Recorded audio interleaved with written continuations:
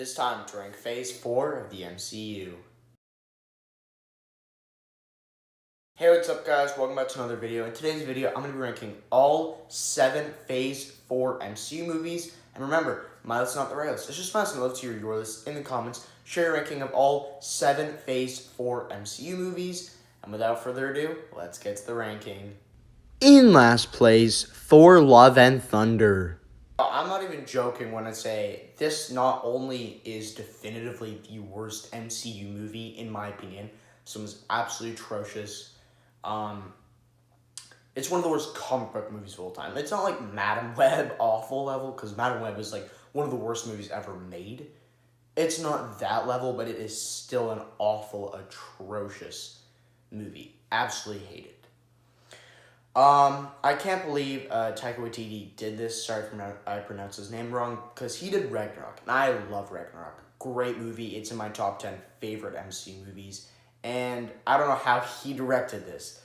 The Ragnarok, what Ragnarok did so well was it balanced the jokes out with serious moments, where if it's a serious moment, there's no jokes. Everything else, there is jokes. And the jokes were actually funny in that movie. Here, the jokes are not funny at all. This movie is painfully unfunny. There's a couple jokes at the start that, okay, I laughed at, I'll admit it. Everything else falls apart. We get the screaming goats, which is like so annoying. Like, holy crap. Super annoying. And yeah, almost all the jokes for the rest of the movie are just absolutely trash, painfully unfunny, and they get in the way of the serious moments where, like, Lady Sif almost dies. She's like, I want to die in battle and stuff. Makes a joke there. When Jane dies, they not really make it into a joke, but the moment it just feels pretty dumb. And all throughout the film, when someone dies or something, they just make a joke out of it. Holy man, why does there have to be so many jokes? And that's not even the worst part. They're painfully unfunny. So not only are they painfully unfunny, they get in the way of serious moments and everything big going around. Terrible stuff. It feels like a 5-year-old wrote the script for this movie. The script is absolutely terrible, not just the jokes, but like every word that comes out of someone's mouth is terrible. Like, Chris Hemsworth, not very good in this movie as Thor. Nobody is good in this movie. There's only 2 actors that I thought were somewhat good. Natalie Portman was fine in the movie, and then Christian Bale obviously was incredible in this movie. Christian Bale, one of my favorite actors of all time, mainly because of Batman, but also in here, he delivers an S-tier villain. The 2 worst MCU movies have S-tier villains, and in my Phase 5 ranking, we'll talk about the other worst MCU movie in my opinion. But yeah, this movie really delivers nothing to the table. It's just Gore the God Butcher that is a amazing villain. One of my favorite villains in the MCU. Like, incredible villain. Christian Bale is so damn good in it.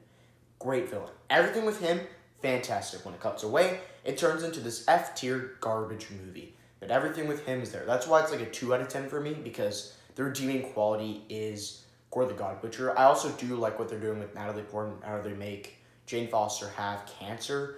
Like, I'm not like that, like it, but like, I think it's very interesting that an MCU movie had the balls to do that, so, okay, pretty interesting. But everything else sucks. We get, like, maybe the worst moment in MCU history. The final battle where Thor rescues the kids, somehow gives them his powers, and they're able to fight these shadow demons. What?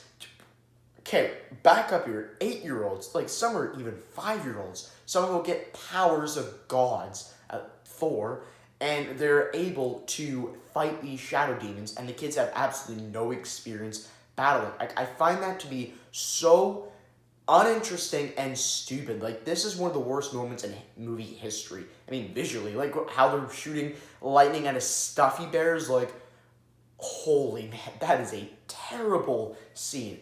Absolutely awful. Like, I don't know what they were thinking with that scene. And yeah, like, no, let's not even talk about that. Jane Foster's death, I wasn't a big fan of. Like, Thor didn't really have an emotional reaction, so really, I didn't care. And the post-credit scenes, that one with Hercules, pointless, and then the other one where somehow she's in, like, heaven or whatever with Idris Elba's character, and it looks like they might be coming back if Thor 5 happens. If that happens, I will be pissed. Like, we killed her off, that's fine. And somehow Thor gets a daughter now? Holy man, this is an absolute atrocious movie. It's not Madam Web level, but still, terrible, terrible movie. The worst MCU film. In sixth place, Eternals. Now, a lot of people say that, trust me, a lot of people say that this is worse than Thor Love and Thunder and say it's the worst MCU film, all that stuff. No, I don't think that. It's definitely top 10, probably top 5. I don't think I could do a top 10 list of worst MCU movies. I just like too many of them. There's only, 7 or 8 MCU movies that I think are actually terrible or bad. Maybe not even, maybe just 5. So this is definitely in that list. This is a bad movie, but it's not atrocious or anything. It's also not very much watchable, because this movie is 2 hours and 30 minutes long. It's way too long. It's way too long of a movie. And basically, the film is forcing you to fall in love with these characters. You can't. There are so many characters. I couldn't tell you more than 2 of their names. I remember there's Icarus. Yeah, that's it. It's just Icarus. That's the only one I remember, because he was the only good character in the movie. Everyone else, nah. Because I do like what they did, and he really reminds me of Superman. Obviously, Superman is 1,000 times better, but still, I think that he was really executed well. But everybody else in the movie, no. All right. I don't know what they're thinking here. Just forcing you to fall in love with these characters, care about them, all that stuff. There's too many. The film is way too convoluted, so you don't get to spend time with these characters. Again, you're just forced to love and care about these characters when you haven't spent much time with them. It's just a very convoluted movie. It should have been a TV show.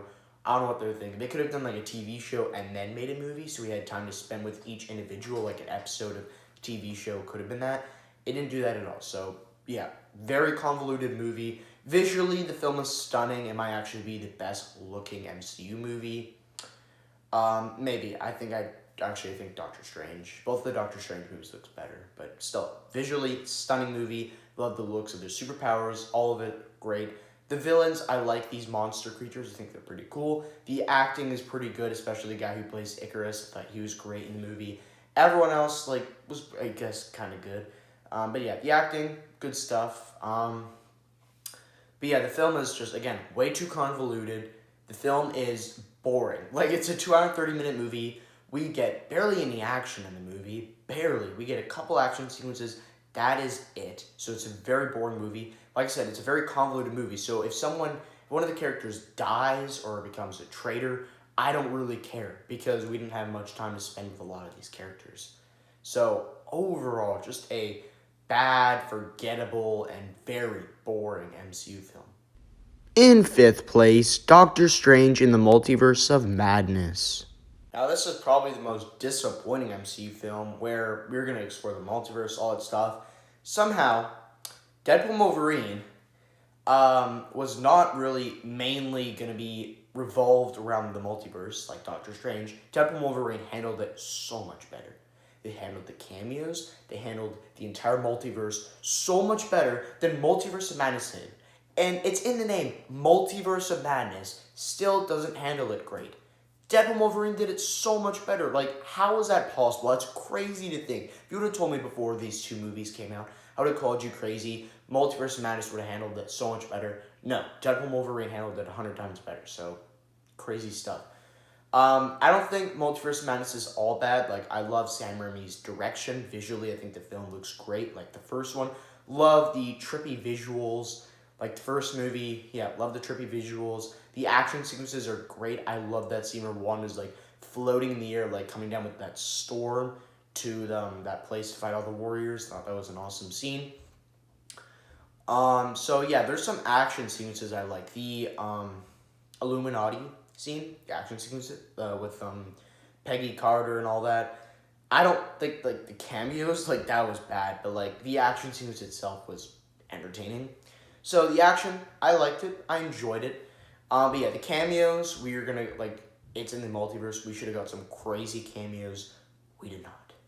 We got Reed Richards, played by John Krasinski, which I actually think works. I think he actually really nails that personality. Like, I actually would have liked to see him in a Fantastic Four movie. We got Maria Rambeau as Captain Marvel, Peggy Carter as Captain America, and then Black Bolt.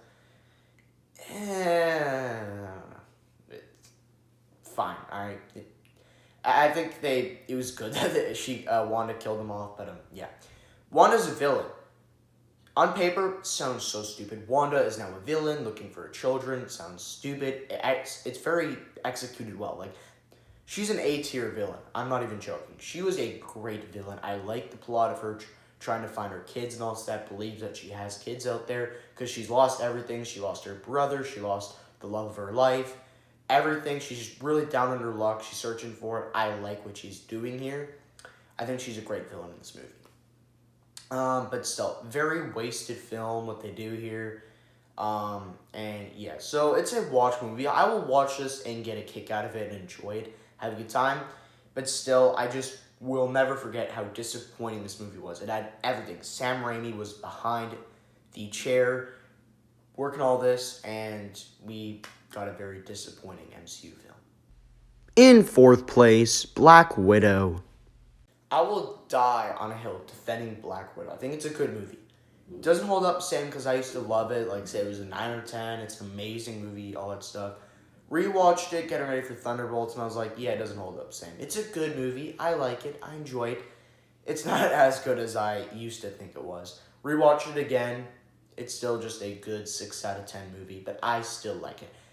Everything that happens with them when they're kids is amazing.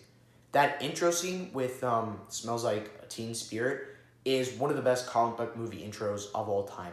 It is great when they're getting taken away, formed into widows. Freaking love it. That's like how you make an intro scene. Perfect usage of music there. Visually, it's great. I just love that scene. It is like top 10 or maybe even top 5 favorite MCU scenes and one of the best intros to a comic book movie ever. Incredible. I like the spy action. Kind of feels like Winter Soldier in a way. Obviously, nowhere near as good, but still, it does feel like Winter Soldier. I love the spy action that goes for. Everything that happens until the end of the film is great. Love the action. Love the sister dynamic between Yelena and Black Widow. David Harbour is hilarious in this movie. Everybody is great in this movie. The ending scene is just when everything falls apart. The final battle, it's a green screen CGI mess. So visually, it's fine through the entire film, and then the ending, it just falls apart with the green screen CGI. Looks terrible.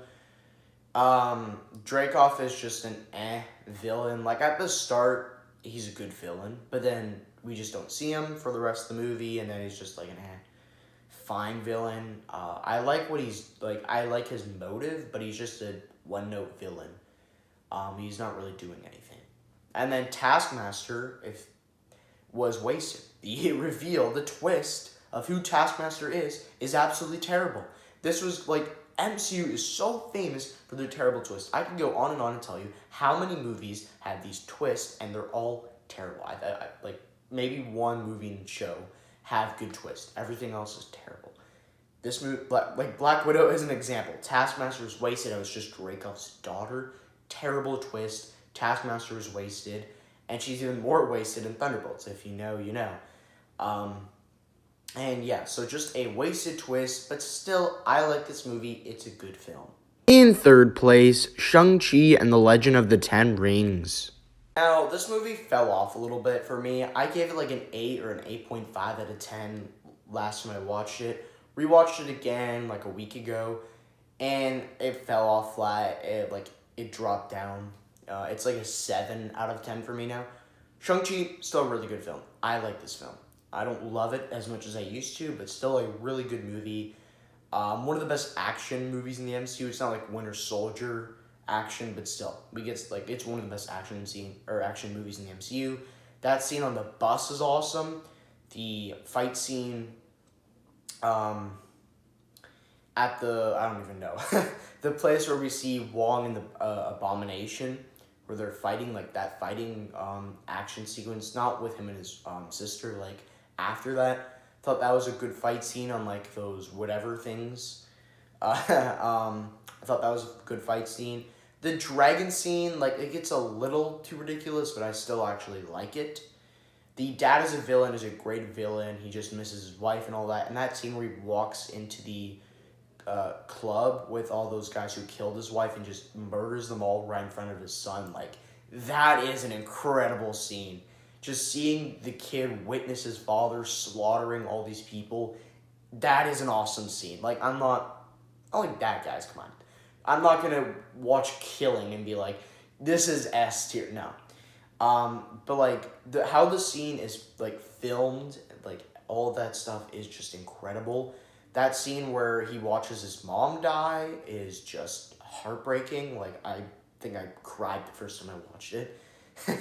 Like a baby. And yeah, I just want more of Shang-Chi. Like, where is a sequel to this movie? I would love a sequel. The only problem I have with this movie that's, like, major is, one, people say that this really helps the Iron Man 3 twist. It does not. It actually goes worse and just make me hate the Iron Man 3 twist more and more and more. And, Awkwafina. Yeah, Awkwafina is such an annoying person. Like, she was very, very annoying in this movie. Like she always is, so, yeah.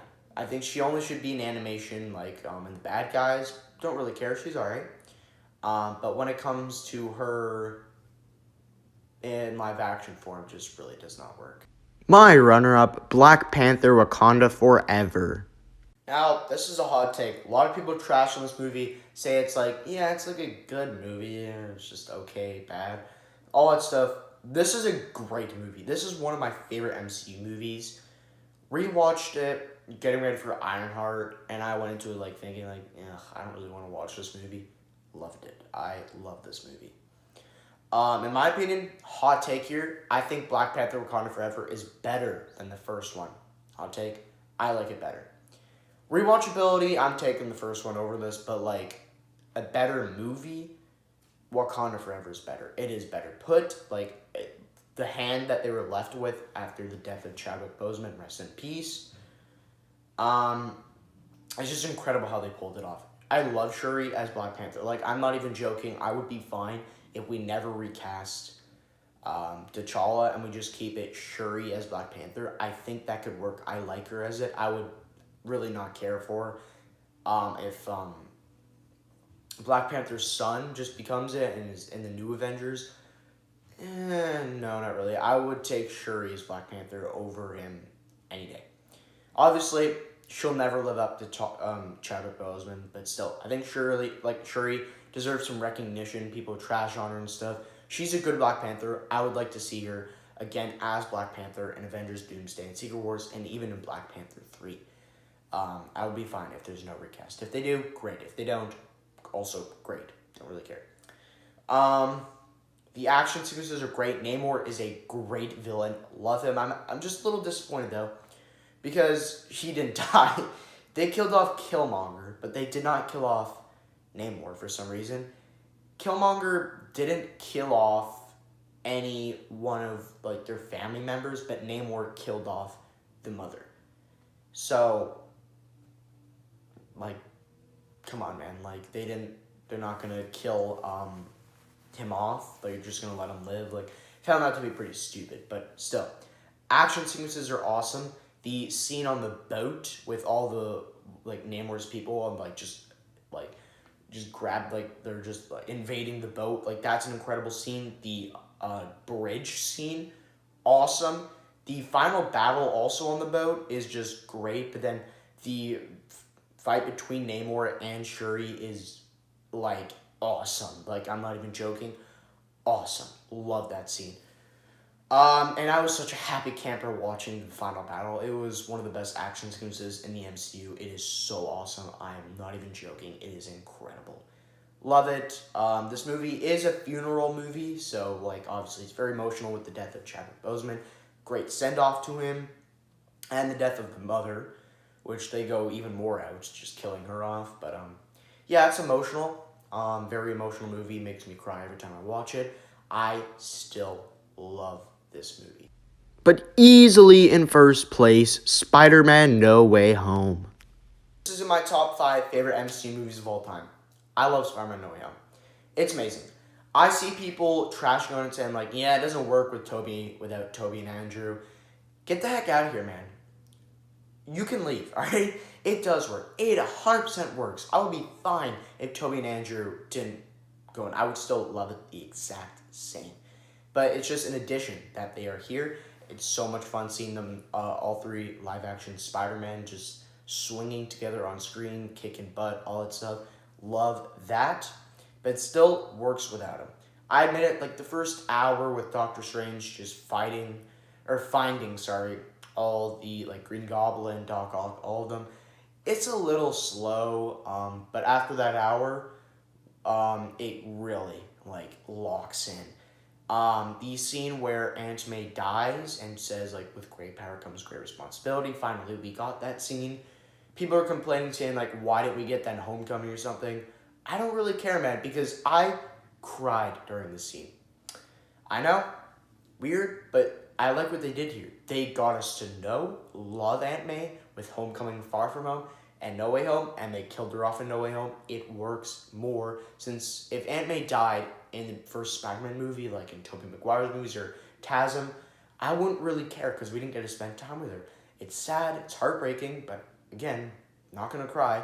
But if we spent a trilogy with her and then they kill her off, very emotional. The ending scene where he says goodbye to MJ and Ned is heartbreaking. I cry every time I saw that.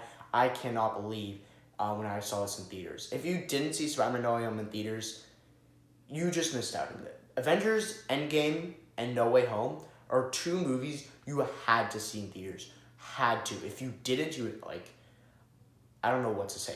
You had to see those movies in theaters. Avengers Infinity War 2, like, I guess all 3 of them.